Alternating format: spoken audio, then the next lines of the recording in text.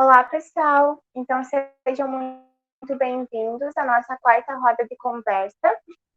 E nessa roda de conversa, a gente vai esclarecer algumas dúvidas dos estudantes acerca das políticas de assistência estudantil que existem aqui na nossa UFSM, no campus de Palmeira, e nos benefícios que podem ser acessados através dessa assistência estudantil.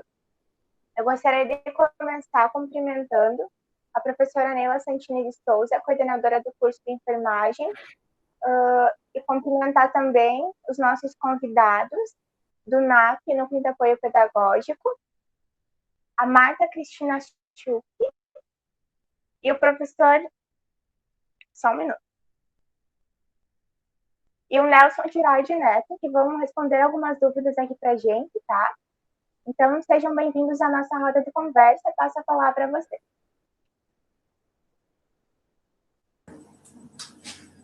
Então, boa tarde a todos e todas. Meu nome é Marta Cristina Schuch, o colega já me apresentou. Sou assistente social da UFSM, estou lotada no Núcleo de Apoio Pedagógico de Palmeira das Missões, o NAP. Então, primeiramente, quero iniciar agradecendo a professora Neila, coordenadora do curso de enfermagem, aos acadêmicos de enfermagem e demais profissionais envolvidos na organização dessa roda de conversa.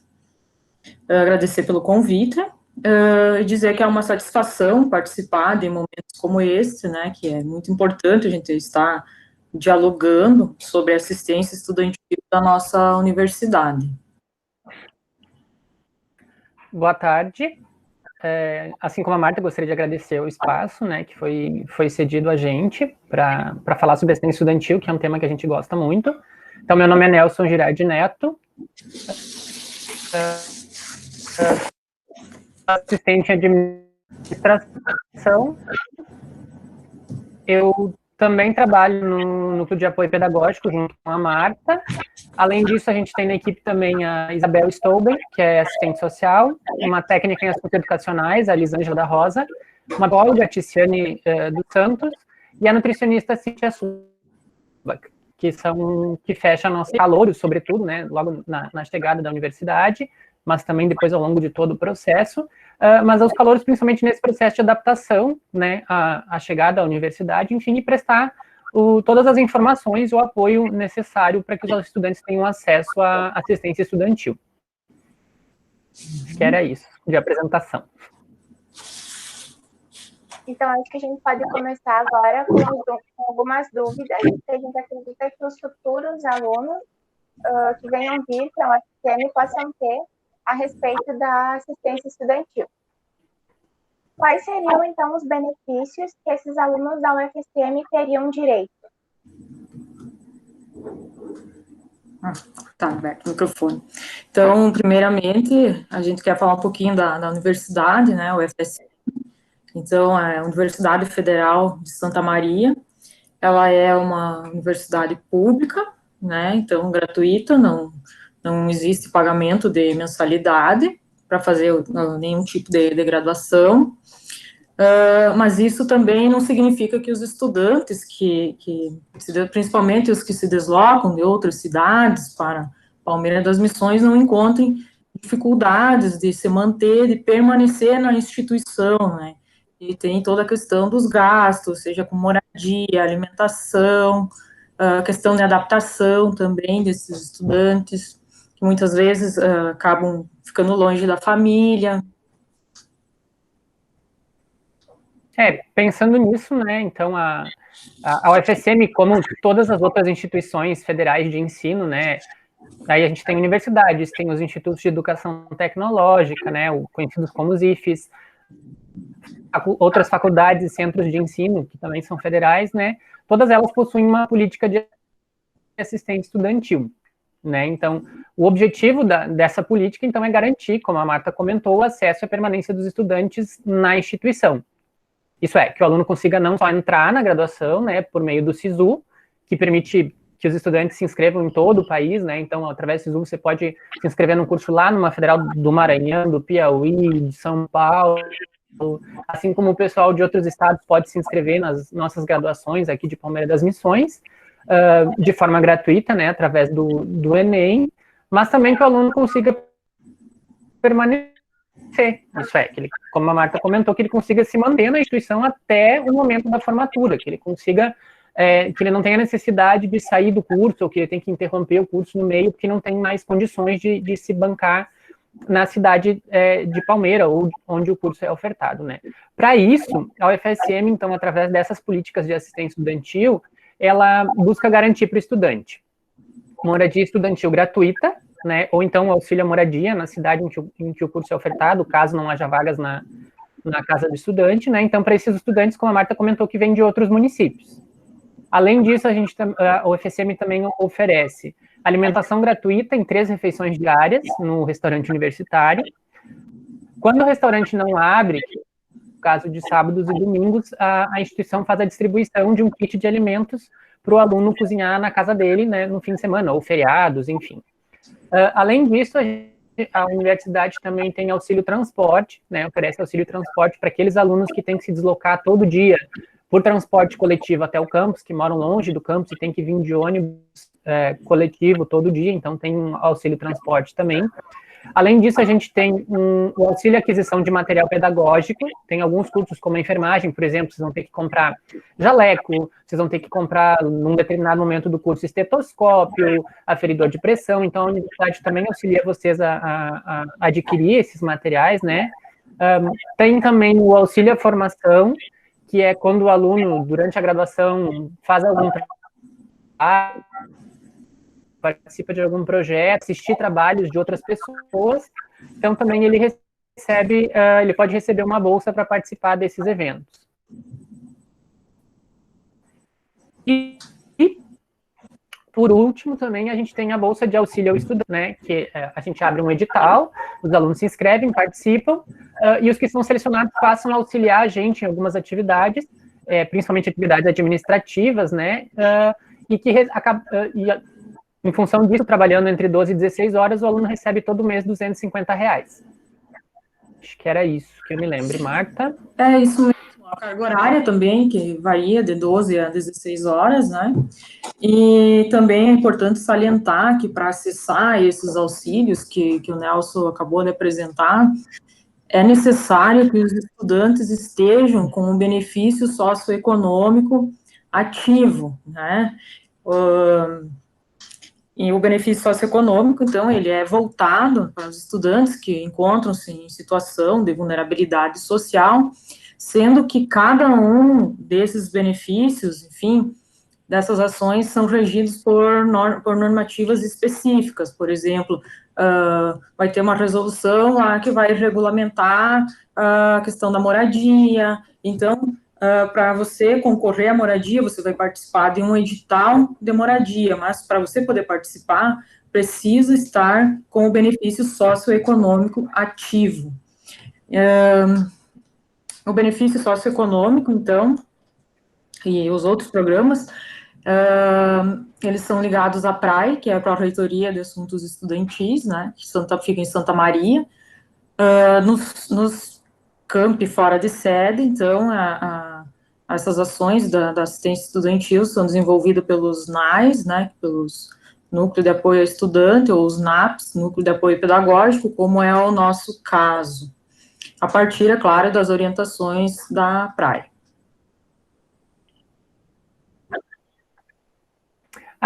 Também esqueci, além desses auxílios, aí isso é para todos os estudantes, tanto os com benefício, sem benefício, tem a possibilidade também do aluno concorrer em editais de projetos, né? Então ele pode participar de um projeto de ensino, de pesquisa, de extensão, e as bolsas são um pouquinho maiores, elas chegam até R$400 por mês, né? E as atividades também são um pouquinho mais, elas são geralmente de 20 horas semanais. Era isso, Gurias. E como que esses alunos eles podem ter acesso a esses benefícios? Tá. Tá ligado. Então, o primeiro passo para acessar esse ou qualquer outro tipo de benefício, né, ligado à assistência estudantil, é necessário participar do edital do benefício, do programa do benefício socioeconômico, que a gente chama de BSE. Então, vocês vão ver bastante siglas também, né? O edital, ele é lançado semestralmente, e a inscrição ocorre por meio do portal do aluno. E após, então, o estudante ingressar na universidade, confirmar a vaga do SISU, então ele vai receber o acesso ao portal do aluno, vai ter uma senha, o login, e dentro desse portal do aluno vai ter toda a vida acadêmica desse estudante, né? O BSE precisa estar ativo, né, para que o estudante possa ter acesso definitivo a esses auxílios, né? Alguns dos auxílios têm editais específicos, como é o caso da moradia, material pedagógico, enfim, auxílio transporte, alimentação e o acesso ao RU para os alunos calouros também se dá de forma provisória. O que seria esse provisório? É quando o estudante ingressou, ele esperou a abertura do edital, do benefício socioeconômico, leu todas as informações do benefício, entra no portal do aluno e preenche o formulário solicitando o benefício socioeconômico, e vai ter que nos procurar para que a gente coloque ele no provisório, para que ele tenha acesso provisório a auxílio moradia e auxílio alimentação durante o período que ele está sendo avaliado, tá? Então, a inscrição e a entrega também de documento tem prazos específicos, é importante sempre estar atento aos prazos, preencher o formulário socioeconômico, então, de forma correta, porque as informações socioeconômicas são muito importantes no processo de avaliação.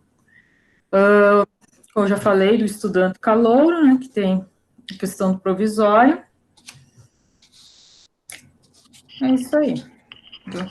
Sobre acho que é só importante lembrar, Marta, que o edital é publicado a cada início de semestre. Então, todo início de semestre sai um edital do BSE. Então, caso, sei lá, por algum motivo o estudante perca o prazo, às vezes entra em segunda chamada, terceira chamada, ou então ele perdeu o prazo mesmo, esqueceu, geralmente são 30 dias, é o primeiro mês todo para inscrição no BSE, ele perdeu o prazo, ou ele não conseguiu entregar a documentação, que tu te inscreve e preenche o formulário, um prazo para entrega de documentação, ou se por algum motivo teve o BSE indeferido, faltou algum documento, sei lá, ele vai poder se inscrever de novo no semestre seguinte, né? Só que daí ele não tem mais direito ao provisório. Provisório, então, é só no primeiro semestre que o aluno faz de aulas, né, quando ele é calouro. Exatamente, e ele acaba ficando no provisório, porque o edital de moradia, por exemplo, ele é lançado também em início de semestre. Então, ele não, às vezes ele não tem esse tempo hábil para entregar toda a documentação até a abertura desse edital.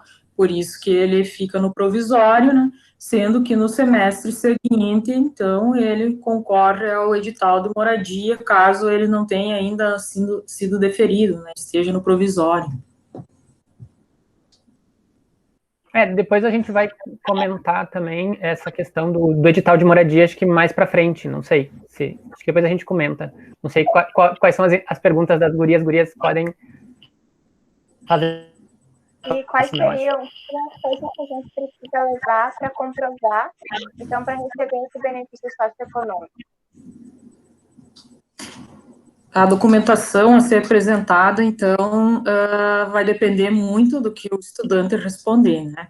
Então, primeiro, é importante, então, falar dos critérios, né, que são exigidos para concessão do benefício socioeconômico, né, que são dois critérios muito importantes, que é a questão da renda e do patrimônio. Então, a renda per capita do núcleo familiar, ela é até um salário mínimo e meio, e o patrimônio do núcleo familiar é até 360 mil. Também é importante salientar que é importante que o estudante atenda a dois critérios. Não adianta, por exemplo, a renda né, tá correto, né, até um salário mínimo e meio, e o patrimônio passar, por exemplo, ou ao contrário. Então, precisa atender esses dois critérios, o de renda e patrimônio. Então, O núcleo familiar, então, que o estudante vai declarar, enfim, é aquele que é constituído pelo estudante e as pessoas que coabitam com ele, que dependem da mesma renda, né? A renda per capita, então, como que a gente faz como é que a gente chega à renda per capita? A renda per capita, ela é a soma de todos os valores, de todas as rendas dos integrantes do grupo familiar, diminui a questão do declaração de imposto de renda, né, imposto de renda, e a contribuição de previdência obrigatória. Feito isso, então, é dividido juntamente, né, pelo número de integrantes do grupo familiar, acrescido do índice de vulnerabilidade social, que é obtido pelos indicadores socioeconômicos do estudante. Então, por isso que é muito importante prestar bastante atenção no momento do preenchimento das informações. Então, quais são os indicadores socioeconômicos que a gente considera nessa avaliação? Por exemplo, a condição de moradia do grupo familiar, a composição do grupo familiar, quantos integrantes são, a origem escolar, seja do acadêmico, da família, se estudou em escola pública, ou com bolsa de estudo integral, qual é a escolaridade dos pais. Então, e por isso que é importante preencher com atenção. Também a questão de saúde do grupo familiar. Esses são os indicadores básicos. Então, cada um desses indicadores socioeconômicos vai ter uma pontuação, tá?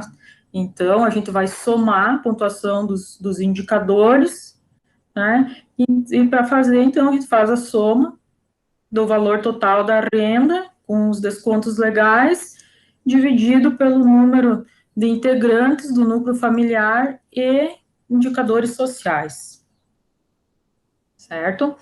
Então, esses indicadores, eles são importantes porque eles também contribuem na compreensão do núcleo familiar do estudante, né, que são levados em conta também no processo de avaliação do benefício socioeconômico. Em alguns momentos também os estudantes, durante o processo de avaliação, podem ser chamados a entrevistas, a gente pode estar realizando uma visita domiciliar também, para tirar algumas dúvidas.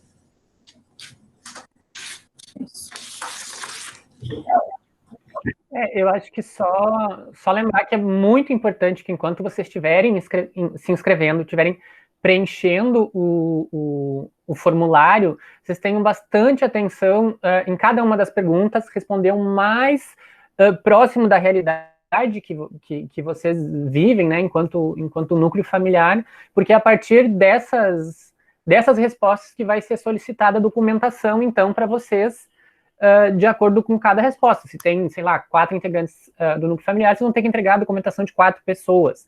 Então, cuidado para não esquecer ninguém que dependa dessa renda. Ter esses pequenos cuidados, assim, de preencher exatamente se, como a Marta comentou, a situação da moradia, se é alugada, se é própria, se não é, se alguém tem doença no núcleo familiar, enfim, vários pequenos detalhezinhos.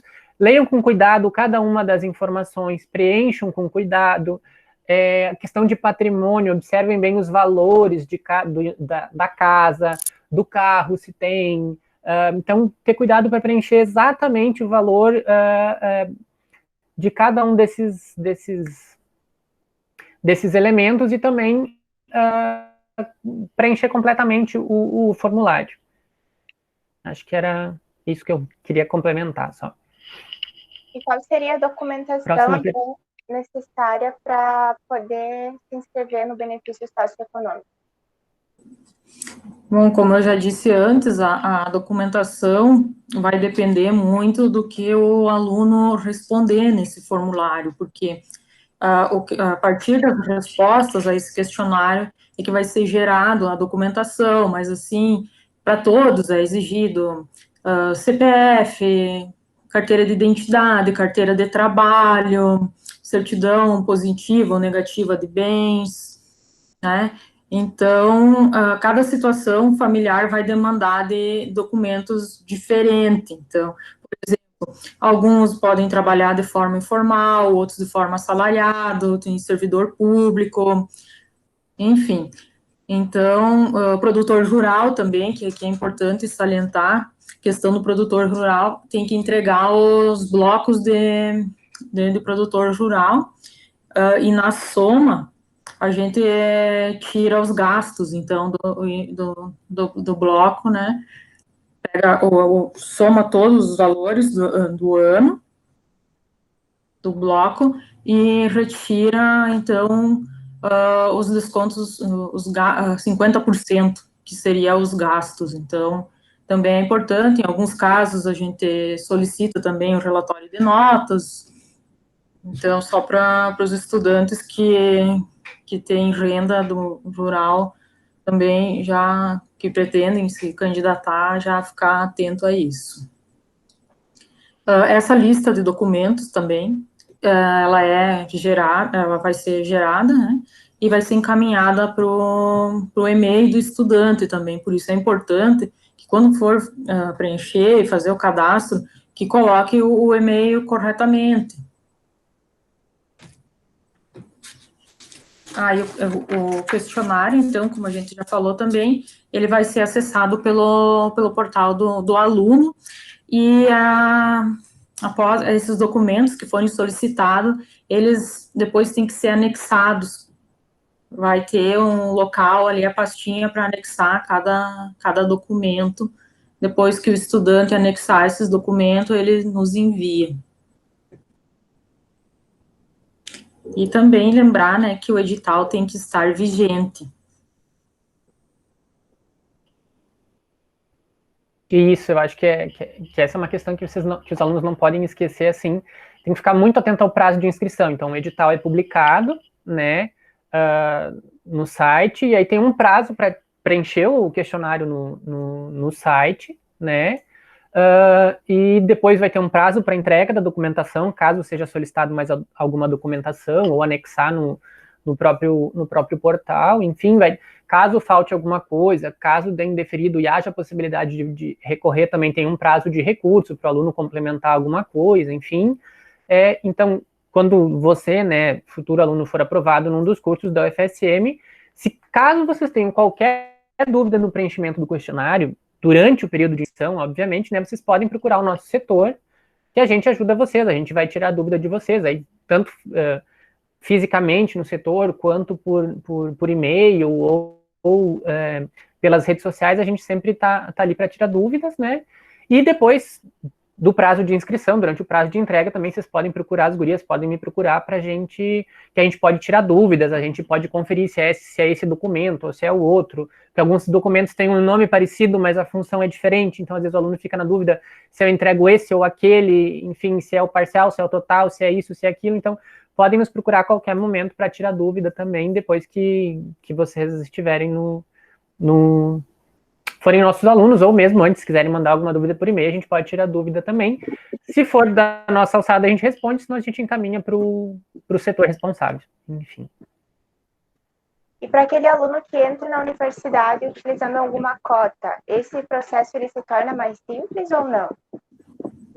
Sim, para algumas cotas, sim.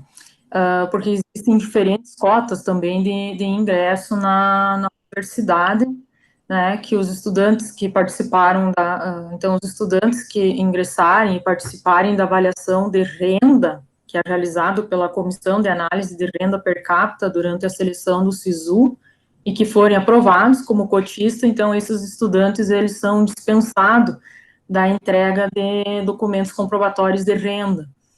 Mas ele deve fazer a inscrição, quando abrir o edital do benefício socioeconômico, ele deve solicitar o benefício socioeconômico no portal do aluno, certo? Ele só não vai precisar entregar esses documentos de renda.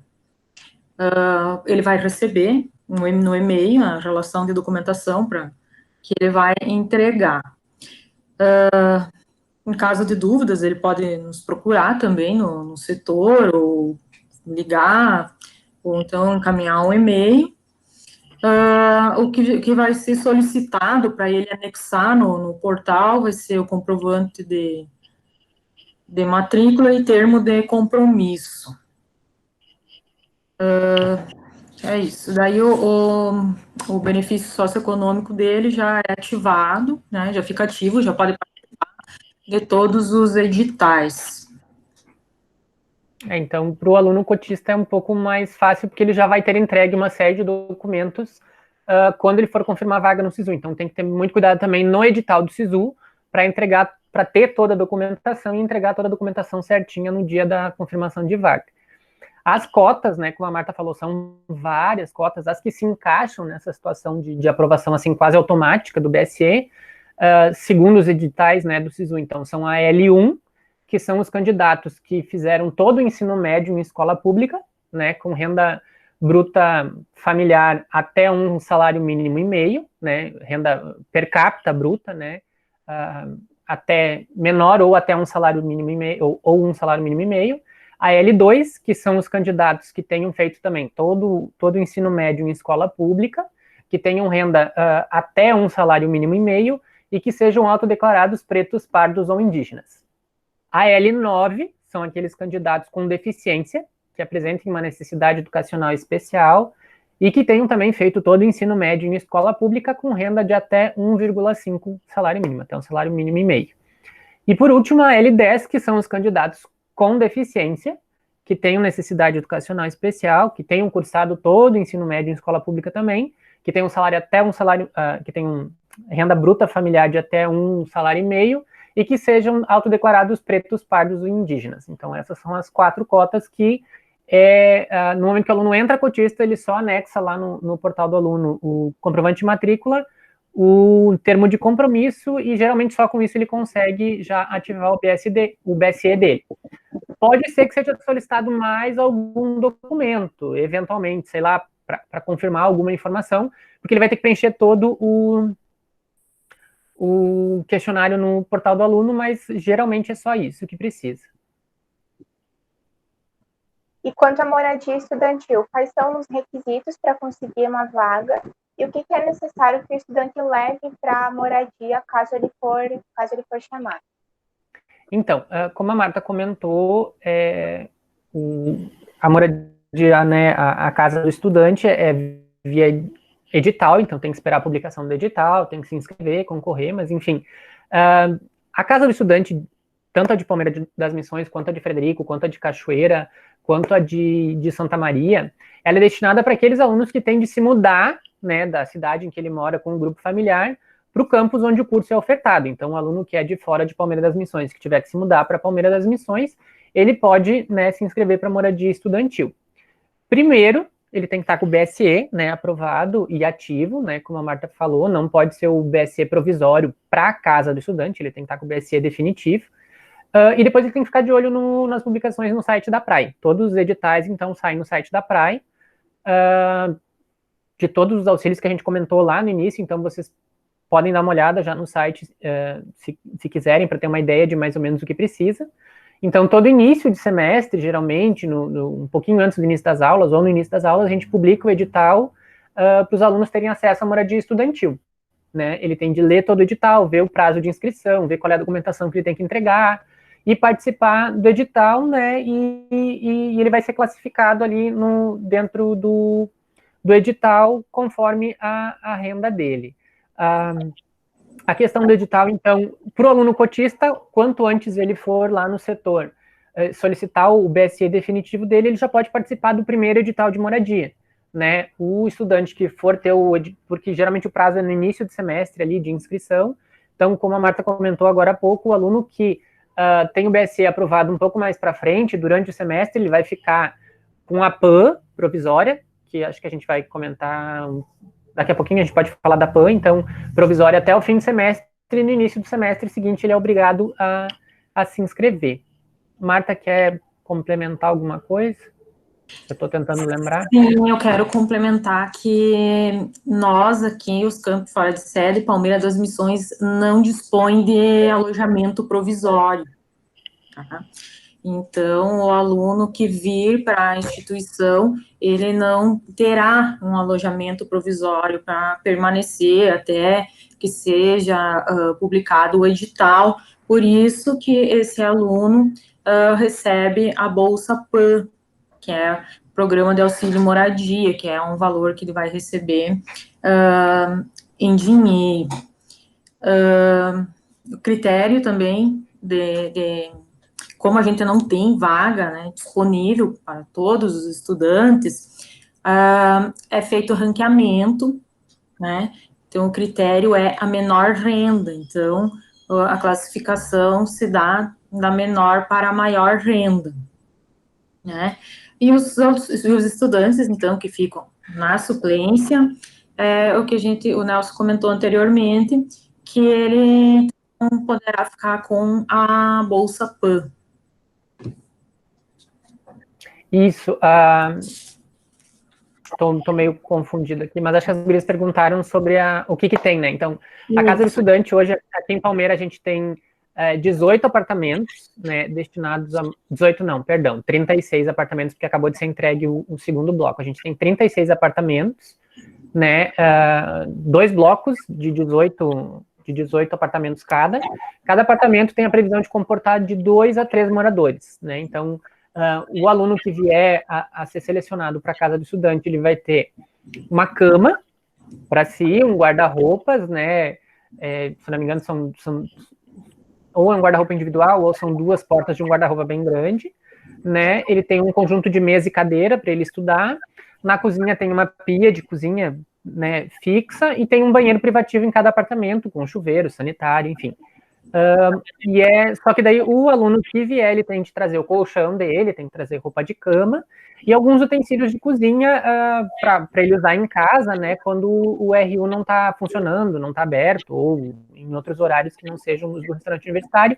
E aí, se ele quiser trazer algum eletrodoméstico, geladeira, sei lá, fogão a gás, sei lá, micro-ondas, forno, alguma outra coisa, televisão, essas coisas, tudo daí é com o aluno, é o aluno que traz. A gente garante a cama, o guarda-roupa e a mesa, cadeira, a pia da cozinha e o banheiro. Só complementar que, em alguns casos, estudantes que concorrem ao edital de moradia, a gente precisa fazer a atualização da renda per capita. Então, por isso que para alguns estudantes a gente agenda a entrevista, né?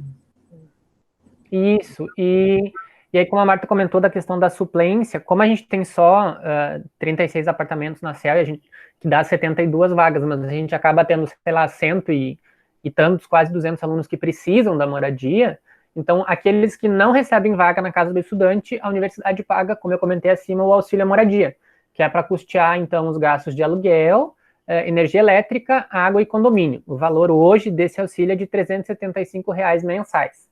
Então, todo mês o aluno vai receber R$ 375 para ajudar a pagar aluguel, energia elétrica, água, condomínio. Geralmente esse valor dá, os alunos conseguem se organizar bem, eles conseguem pagar o aluguel. Eles se juntam em 2, 3 alunos, dividem o aluguel de um apartamento, de uma pensão, alugam um quarto de alguma família, enfim, tem várias possibilidades de arranjo aí. E como que os alunos fazem para receber, então, esse outro tipo de auxílio? Sim. Na verdade, qualquer um dos auxílios da UFSM, né, qualquer uma das bolsas que o aluno venha receber, seja o auxílio à moradia, seja o auxílio transporte, seja o auxílio material pedagógico, seja a bolsa de formação, seja a bolsa de projeto, enfim, o aluno vai precisar ter uma conta corrente, né, uma conta corrente bancária, né, individual, no nome dele e no CPF dele. Isso é uma coisa que sempre nos repassam no setor de bolsas, que não pode ser conta poupança, a universidade não consegue fazer o depósito na conta poupança, não pode ser conta salário, não pode ser conta fácil, não pode ser conta de um banco que só atue de forma virtual, um banco que não tem agência física, né? Também não pode ser conta conjunta e nem conta no nome de outra pessoa. Às vezes, mas a minha mãe tem uma conta. Não pode. Meu irmão também não, no marido, não pode. Tem que ser na tua conta, a conta tem que ser individual e ela tem que ser conta corrente, né? Então, é assim que vocês recebem. Alguns auxílios são depositados uma vez por semestre, por exemplo, o auxílio material pedagógico é naquele semestre para comprar os materiais daquele semestre, né, que a coordenação autoriza.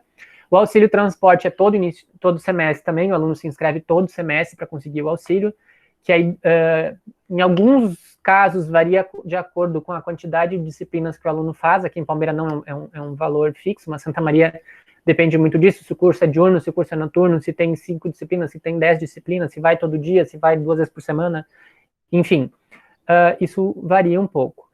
Outros auxílios são todo mês, como é o caso do auxílio à moradia, como é o caso das bolsas de auxílio ao estudante e das bolsas de projeto, né? Uma coisa que a gente sempre tenta lembrar aos alunos é que a bolsa é sempre paga depois da concessão. Então, por exemplo, se o aluno teve a PAN aprovada no início de abril, ele vai receber no início de maio a bolsa de abril, porque a universidade leva uns 20 dias entre a gente conseguir lançar no sistema, fazer o cadastro, né, dizendo que o aluno está aprovado, aí ele vai para o financeiro gera a ordem de pagamento, manda para o banco faz a compensação, isso leva uns 20 dias, né. E aí, se, por exemplo, o aluno foi aprovado, sei lá, depois do dia 10 do mês, lá pelo meio do mês de abril, final do mês de abril, a gente só vai conseguir fazer o depósito no início de junho, porque demora todo esse prazo. A gente tem sempre até o dia 10 para fazer o cadastro, então o aluno tem que tentar correr para sempre até o dia 10 conseguir entregar toda a documentação, quanto antes melhor, porque daí ele já fica com a bolsa ativa e ele já consegue no início do mês seguinte receber, senão ele vai receber só no início do outro mês. Acho que era isso. E se o aluno recebe algum tipo de auxílio da UFSM e ele não venceu utilizar todo o valor que foi depositado para ele, ele pode utilizar esse valor para comprar outra coisa ou esse valor tem que ser destinado exclusivamente para fins de aluguel, de água, de internet? Não.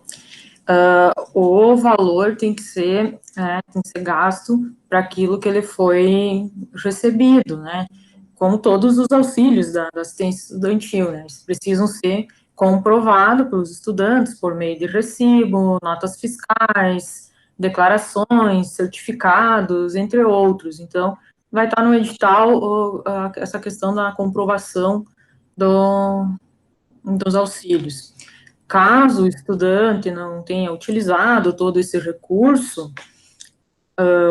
usando só parte do recurso, ele precisará devolver a parte que ele não usou, então ele procura o setor e vai ser gerado um guia de recolhimento da União, a VRU, que deve ser pago pelo estudante no Banco do Brasil. Isso aí é bem importante o aluno prestar atenção no edital, porque na abertura do edital geralmente já tem como é que vai ser a comprovação do gasto, se vai ser nota fiscal, se é recibo, se é o certificado de participação no evento, se sei lá, o canhotinho do pagamento do aluguel, enfim, vai ter lá no edital já a forma que vai se dar a comprovação do gasto, e muitas vezes já vem a data que isso vai acontecer também, então o aluno já sabe que ele tem que providenciar o documento até determinada data. E onde e quando esses editais são publicados? Então, como a gente comentou, né, todo semestre no site da Price saem os editais, geralmente é no mesmo período do ano letivo, no caso, ou do semestre letivo. Em alguns casos ele é publicado um pouco antes do início das aulas, que é o caso do edital do BSE, geralmente ele sai um pouco antes, para que quando o aluno venha para a universidade, quando ele se mude para Palmeira, ele já consiga trazer alguns dos documentos. Em alguns outros é durante o semestre. O edital de transporte, por exemplo, é durante o semestre.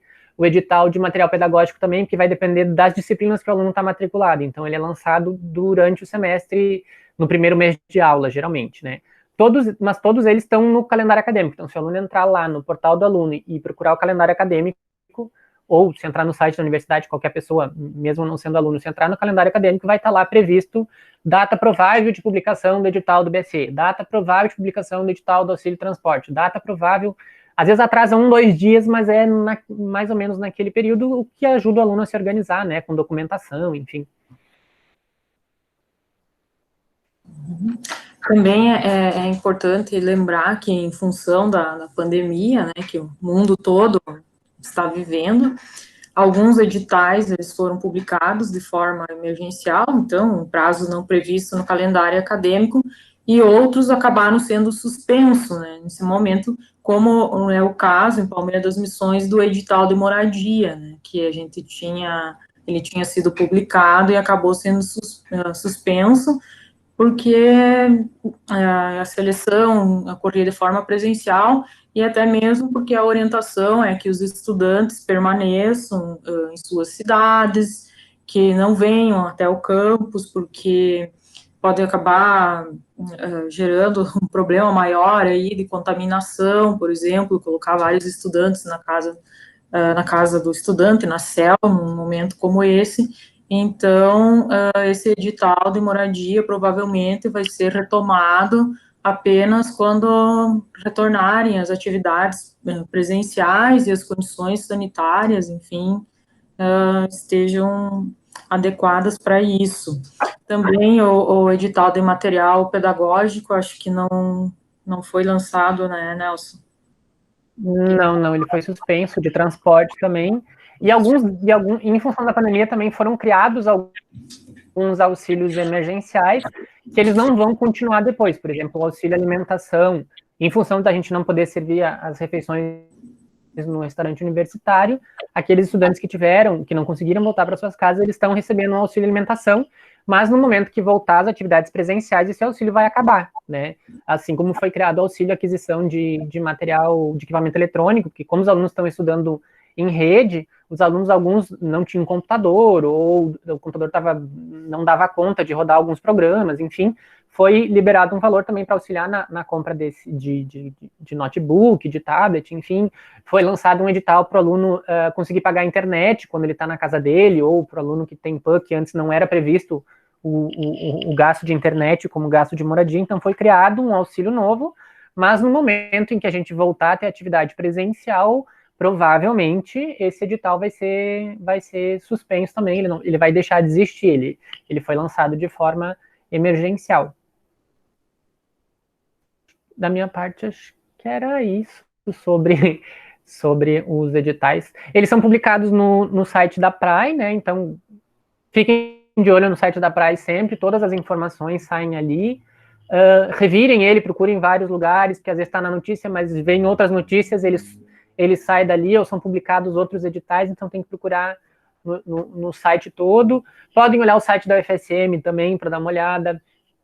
Vocês ainda estão no ensino médio, então vocês vão se inscrever, já deem uma olhada no site da Prograde, olhem o site do SISU, vejam mais ou menos como é a seleção, quantos dias são, qual é o prazo de inscrição, que documento precisa para cada uma das cotas. Se vocês conseguirem antecipar isso, vocês já facilitam um monte o processo de confirmação de vaga e depois a aprovação do BSE também. Então, quanto antes vocês já forem se agilizando nessa documentação, melhor. Claro, tem alguns documentos que, por exemplo, como vocês vão se inscrever em 2021, vocês vão ter que entregar documentos de 2020 e o ano ainda não acabou. Mas no início de janeiro vocês podem providenciar esses documentos, ou fevereiro, enfim.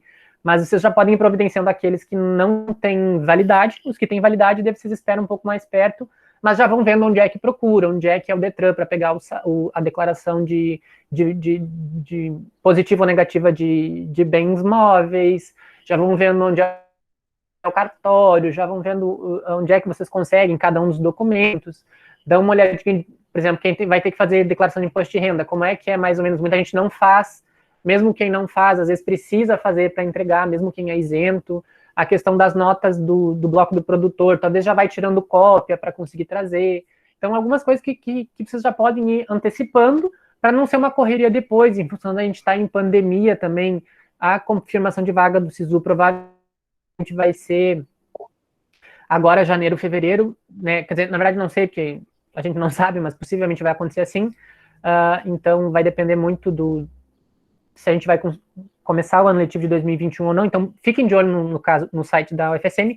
Caso seja publicada alguma informação do SISU, vocês já vão lendo lá e já vejam se tem algum documento que vocês possam antecipar ou não. Ok? Então chegamos Mais ao alguma fim, coisa, Guri? da nossa conversa. Vocês têm mais alguma coisa a contribuir? Se tiverem, podem ficar bem à vontade. Eu queria agradecer o Nelson e a Marta, porque eu acho que essas explicações foram muito oportunas, né? Eu acho que vale ressaltar que não é à toa que a UFSM é uma das universidades públicas que tem uma das melhores políticas, né,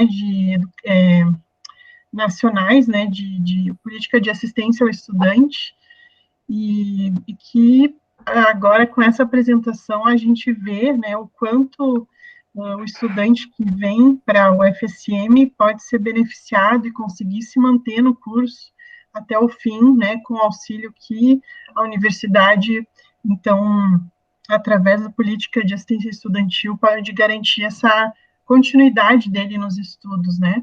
E como vocês falaram no decorrer das falas, de que a gente tem em torno de 1.200 estudantes no campus, né? E desses estudantes, a gente tem cerca de 200 que ficam dependendo dessa política de assistência estudantil, seria isso? Na verdade, cerca de 200 dependem, um pouquinho mais, 250 exclusivo, é na questão da moradia. São alunos de fora do município que acabam tendo que vir para cá e ou ficam na CEL ou recebem a PAN. Mas do município a gente tem mais uns 200 e poucos que aí acessam auxílio transporte, o restaurante universitário, enfim, alguns outros auxílios, mas não a moradia. Ou alguns vêm morar na casa de algum parente, optam por não morar na casa do estudante, ou alguns, como é o caso dos cursos noturnos, o aluno se desloca do seu município de ônibus todo dia, ou alguns alunos do diurno mesmo, então eles acabam não morando na CEL, né, não fazendo uso da casa do estudante, da auxílio moradia, mas eles fazem uso dos outros. No total, passa acho que dá mais da metade dos alunos com o benefício socioeconômico, mas nem todos acessam todos os outros auxílios, mas com o BSE são mais de 500 de certo. Aí fica a importância também desses acadêmicos ficarem atentos, né, aos editais, atualização de cadastro, que a Marta colocou muito bem, porque isso corre, né, o risco de, então, perder essa continuidade do auxílio, né. Bem importante essas informações. Uma coisa também que na época que eu estava ajudando mais assim presentemente na divulgação do campus em outros municípios, a gente foi em algumas feiras, em escolas, em outros municípios, e muitas vezes os alunos nem sabiam que tinha casa de estudante, que tinha a possibilidade de ele morar no campus ou receber uma bolsa para isso. Então, às vezes, o aluno acaba optando por ficar na sua cidade, fazer uma graduação numa universidade privada, porque ele pode trabalhar de dia e aí acaba pagando a mensalidade à noite, porque ele não sabe que ele tem todas essas oportunidades, né, nas instituições federais. Então, tem casa de estudante, ou tem bolsa para moradia, tem auxílio transporte, tem alimentação gratuita, tem auxílio material pedagógico, enfim, o aluno pode trabalhar no setor, auxiliar nos setores, né, administrativos, recebendo uma bolsa. Ele pode participar de projetos, recebendo um valor mensal, tem N possibilidades para ele dentro da instituição, né. Ele também depois pode conseguir um estágio remunerado, com alguma parceria, enfim. Tem uma série de possibilidades que permitem a ele, porque às vezes a gente a federal é gratuita, mas é gratuita porque não tem mensalidade, mas não vai ter que se mudar de cidade, ele vai ter que alugar alguma coisa, ele vai ter que pagar água, luz, internet. Então, às vezes ele prefere ficar com a família, que no total de gasto ali ele consegue contribuir um pouco, fica apertado, faz menos disciplinas, às vezes acaba levando um tempo maior para se formar, leva 6, 7, 8, 9 anos para se formar, sendo que na universidade ele poderia fazer todas as disciplinas, se formar dentro dos 4 anos com todos esses auxílios. Né? Então, às vezes tem que avaliar também tudo isso, né? O aluno tem várias coisas que ele pode levar em conta, mas há essa possibilidade. A universidade, ela não tem mensalidade e, além disso, ela auxilia o aluno a ficar e se graduar, que a nossa vontade é que vocês se formem todos. Quanto mais alunos se formarem, melhor, né? Só lembrando também, eu acho que a gente não chegou a comentar, que para a manutenção do benefício socioeconômico também é importante que o estudante obtenha aprovação, 50% das disciplinas, né, que esteja matriculado na carga horária que exige, né, o edital vai exigir, né? E que, então, também dizer para os estudantes que sempre que eles tiverem alguma dúvida, seja quanto a conteúdo, ou mesmo quanto à adaptação na cidade, são vários fatores, né, que influenciam, então, que esses alunos nos procurem, ou procurem os professores, né, que a gente pode estar também auxiliando nisso. E isso que a Marta fala é bem importante. Então, o aluno participa do processo, recebe o BSE dele, mas para ele manter o BSE durante toda a graduação, para ele ficar com o benefício e ter acesso a esses auxílios durante toda a graduação, semestre a semestre, ou esses que são contínuos, ele tem que fazer no mínimo 240 horas, né, por semestre, tem que se matricular, então, em 4 disciplinas de 60 horas, ou 6 disciplinas de 40 horas, ou enfim, no mínimo 240 horas, e no final do semestre ele tem que passar em pelo menos metade das disciplinas, pelo menos 50% de aprovação ele tem que ter para manter o BSE. Claro que, eventualmente, pode acontecer de, sei lá, o aluno adianta umas disciplinas, ou ele reprova numa disciplina que é pré-requisito para outra, e num determinado semestre ele vai ficar com a carga horária menor que 240. Não é o fim do mundo, ele pode nos procurar, explicar esse caso também, o que foi que aconteceu, e a gente avalia isso também, para ver se ele fica ou não no benefício. Caso de reprovação, a mesma coisa. Então, conversa com a gente, explica, a gente vê, geralmente, em caso de reprovação, ele pede o acesso ao restaurante universitário, mas mantém o acesso à moradia, continua morando na casa do estudante, ou não pode se inscrever no auxílio transporte, ou no material pedagógico, mas pode continuar almoçando, enfim, tem algumas condicionantes, mas isso tudo a gente explica depois quando vocês estiverem aqui, caso aconteça de algum de vocês reprovar, que é o que a gente não espera, né? Tem algumas disciplinas que são bem difíceis, o pessoal da enfermagem sabe muito bem, né, que tem algumas disciplinas que o pessoal acaba tendo uma reprovação um pouquinho mais alta, né, então, mas não chega a ser, assim, um grande problema, tem como resolver também.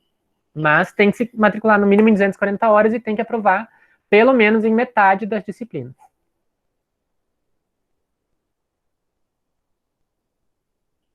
Eu acho que, então, após essa conversa, que engrandeceu muito a nossa semana do Descubra UFSM, a gente quer agradecer a presença de vocês, que contribuíram muito para sanar as dúvidas que a gente tem a respeito desses auxílios que são ofertados pela UFSM.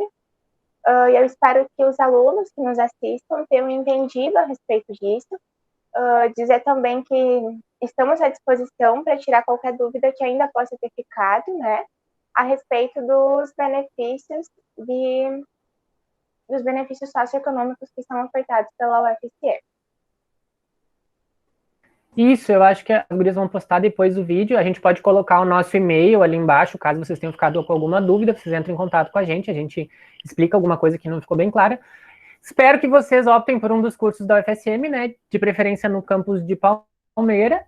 Não posso puxar a brasa para o assado da enfermagem, porque senão os outros cursos vão ficar com ciúme, mas se quiserem, venham fazer enfermagem, que é um curso muito bom, está com uma das melhores notas do país, né, todos os nossos cursos estão muito bem pontuados, e com todos esses auxílios, acho que fica... Por favor, pensem com cuidado, com carinho, e venham para a UFSM, venham para a Palmeira das Missões, ou para algum dos nossos outros campi, e estudem com a gente. Eu deixo um último convite. Pode falar com o Finela, se quiser. Marta? Então, eu só complementando, então, mais uma vez, então, a gente quer agradecer ao convite, né, para participar dessa roda de conversa. Aí a gente espera também ter sanado algumas dúvidas, e caso tenha dado alguma dúvida, pode ser encaminhada, né, para o nosso e-mail. Se for necessário fazer outro momento também, a gente está à disposição, né, para o que precisar também podem nos procurar. Isso, e lembrando que sempre quando a gente está em atividades normais, né, quando não é pandemia, a gente sempre faz uma live de recepção, um encontro de recepção. Esse semestre a gente acabou fazendo uma live para os alunos calouros, a gente também tira de novo algumas dúvidas, a gente fala de novo algumas dessas informações, sempre no início das aulas ali, o setor sempre conversa também com os alunos calouros, então tem mais um espaço para a gente tirar dúvida, mas qualquer coisa é só entrar em contato.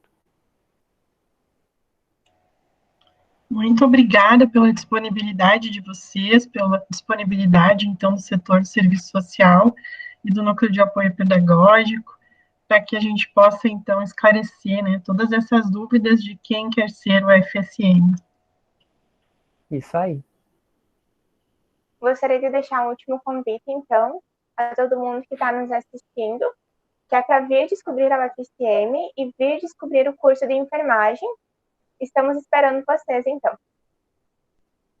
Isso aí. Tchau, pessoal. Tchau!